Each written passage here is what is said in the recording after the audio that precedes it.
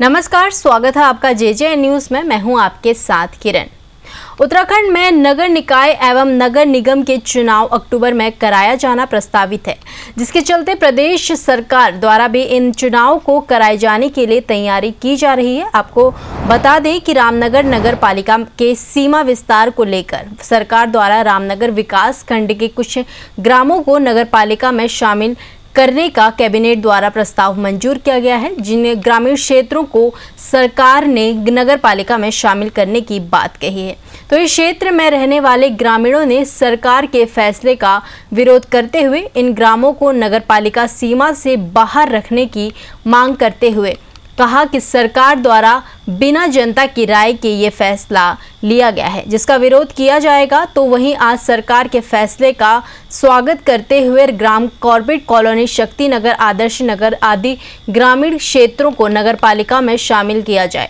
बता दें, इस दौरान ग्रामीणों ने कहा कि ये ग्रामीण इलाके नगर पालिका की सीमा से लगते हुए हैं, लेकिन इसके बाद भी सरकार ने इन क्षेत्रों को नगर पालिका में शामिल कर यहाँ की उपेक्षा की है। वहीं ग्रामीणों का आरोप है कि जिन ग्रामों को सरकार ने नगर पालिका में शामिल करने का फैसला लिया है, वो ग्रामीण क्षेत्र शहर से 3 से 4 किलोमीटर दूर है।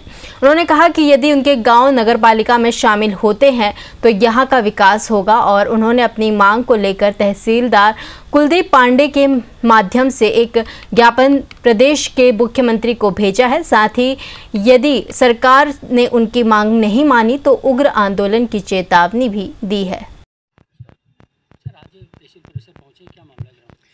देखिए, आज हमने SDM महोदय के माध्यम से मुख्यमंत्री जी को, कुमाऊं कमिश्नर और DM महोदय नैनीताल को और शहरी विकास प्राधिकरण वालों को, निर्देशालय को एक ज्ञापन प्रेषित किया है, जिसमें हमने मांग की है कि हमारे यहाँ जो आदर्श नगर, शक्ति नगर, ग्राम कॉर्बेट कॉलोनी, इस टाइप के जो हमारे गांव हैं जो रामनगर शहर से बिल्कुल सटे हुए हैं, जिसमें कि हमारी जो यहाँ की शमशान घाट है वो भी नगर पालिका में है, उसके अगल बगल के जो दोनों गांव हैं वो नगर पालिका में सम्मिलित नहीं किए गए हैं। जो अभी नया नोटिफिकेशन कैबिनेट ने दिया है, उसके बाद जो मंजूरी मिली है, उसमें इन गाँवों को शामिल नहीं किया जा रहा है, जिससे इन गाँवों को एक तो इनकी सटी हुई सीमा होने की वजह से पहले इनको शामिल करना चाहिए था। दूसरा, ये कानिया, गोजानी जो इधर के गांव हैं जिनको रामनगर से जो 3 किलोमीटर दूर है, उनको शामिल किया जा रहा है, जबकि इनकी अनदेखी करी जा रही है।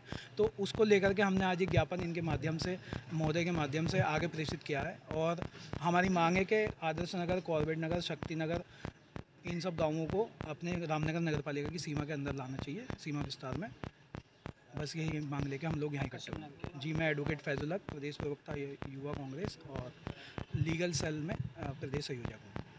शनिवार को रामनगर में जहां एक और सरकार ने नगर पालिका के सीमा विस्तारीकरण को लेकर रामनगर विकास खंड के कुछ ग्रामीणों को पालिका में शामिल करने के आदेश दिए हैं, तो जहां एक और सरकार के इस निर्णय का जो ग्राम शामिल किए गए उनके वहां के रहने वाले ग्रामीण विरोध कर रहे हैं। तो वहीं शनिवार को इस मामले में शक्ति नगर, आदर्श नगर के सहित कुछ ग्रामीणों ने रामनगर तहसील पहुँचकर तहसीलदार कुलदीप पांडे के माध्यम से प्रदेश सरकार को के मुख्यमंत्री पुष्कर सिंह धामी को ज्ञापन भेजते हुए अपने ग्रामीण क्षेत्रों को नगर पालिका सीमा में शामिल करने की मांग की है। ग्रामीणों का कहना है कि यदि उनके गांव अगर नगरपालिका सीमा में शामिल होते हैं तो गांव का चहुमुखी विकास होगा। उन्होंने इस मामले में मुख्यमंत्री से ग्रामीणों की मांग को गंभीरता से लेते हुए कार्रवाई करने की मांग की है। रामनगर से राजीव अग्रवाल के साथ cameraman Bunty Arora, JJN news. फिलहाल हमारी इस खबर में इतना ही। बाकी की तमाम खबरों के लिए आप देखते रहिए JJN न्यूज। धन्यवाद।